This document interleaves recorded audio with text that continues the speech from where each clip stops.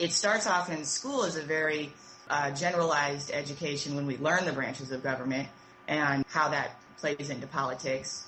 It's an interesting question because immediately in my heart, I feel like, no, I don't think we should place, an obligation to be quote unquote informed, because what does that mean?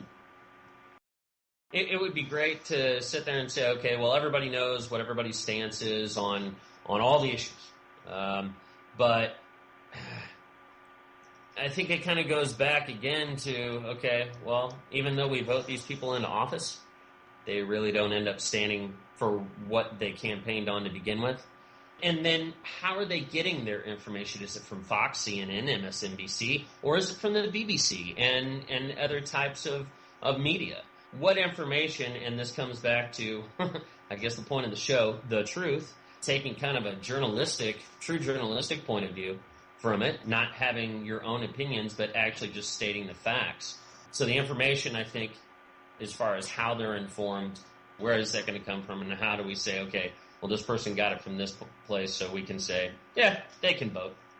You cannot test people because you have a hard enough time getting them to the polls. So to tell them to show up to take a test in order to vote is really just going to bring out the people who really are informed and want to have say anyways. And I think that's the greater problem to democracy is not the uninformed voting, it's the lack of interest in politics in the first place and the lack of desire to get out and vote. This is a total example of it. I was starting to read the article. This is our society.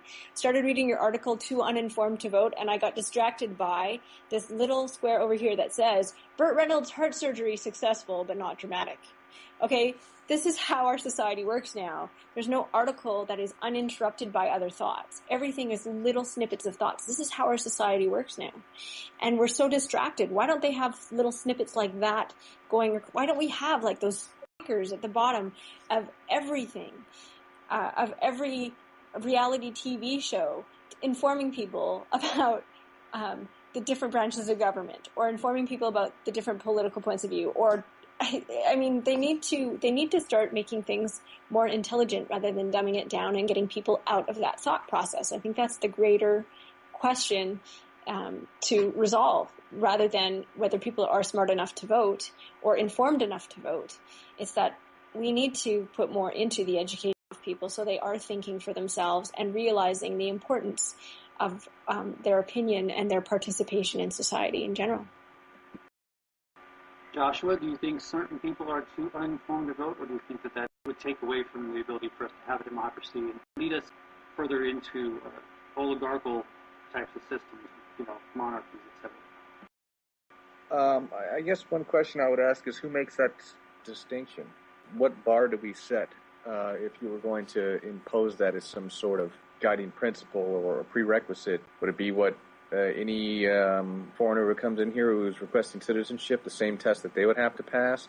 Would it be driven by political parties? How would you keep it fair, balanced, and objective? I honestly don't know. I could go either way with it. One would seem, well, as the article points out, almost un-American to take away people's vote because they don't have the right, but there are certain things that you should be informed about before you're allowed to voice an opinion that has lasting impact. I think that there's some merit to it. I think the answer, obviously, is to continue to enlighten and educate the society, but who gets to make this statement? Where's the baseline of knowledge that you have to know before you're allowed to participate in the electoral process? I mean, and technically, isn't that what school is supposed to be doing anyway, is teaching about government and teaching about the various branches and the various roles and functions?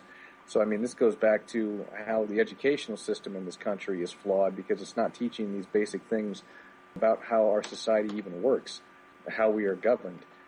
It just seems like the further down the rabbit hole you go, the more it all begins to unravel. What seems like an easy question is not just a yes or a no, because you take one stance and the ramifications of that can be dire. We already have a system set up in our country, as I'm sure is the case in Canada and other countries, where everyone's allowed to register to vote at a certain age. So we already have set a certain kind of example of who is too uninformed to vote, and we've decided that that's people under 18. And there was a time in our country where the voting age was 20, it might have been 21, and then largely because of the work of the Democrats, they wanted younger people to be able to vote because it was in their best interest. So that's why the age limit was dropped down. And there's even been talk in the Democratic Party of lowering it further still, thinking that especially young people would be more in line with an Obama as opposed to McCain. Actually, it's a whole other topic. At what age should people be allowed to do certain things that we all take as granted in our adult lives? Voting, sex, drinking. In our country, at 18, you can carry a gun, spend a night in jail, buy a porno mag, die for your country, but you still can't have a sip of alcohol.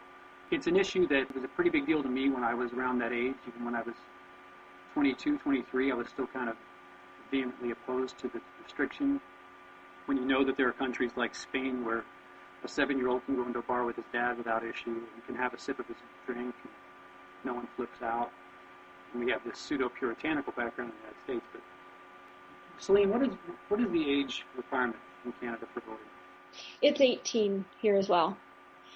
And it was exactly the same reason. It was, I think it was actually older than that initially, but because of wartime and the conscription, they were sending people to war, and so because of that, they decided that 18 was the official voting age. When adulthood hit, it was 18. Although drinking age in different provinces are different ages. Like in Alberta, the drinking age is 18, but in BC it's 19, and in Saskatchewan as well. So you can vote, but you can't drink in some provinces. Not to stay on the topic of whether or not people are too uninformed to vote, but doesn't that beg that question again? What age should people be allowed to vote, and why at that age? I think that somebody at some point had an arbitrary number set in their head to get people out of the house. They're tired of living with their children. But, maybe not quite. But that's a really good question, and I think that I was much more interested and involved in politics in high school, and really looking forward to my first time voting. And it was very important to me that I make a good informed decision.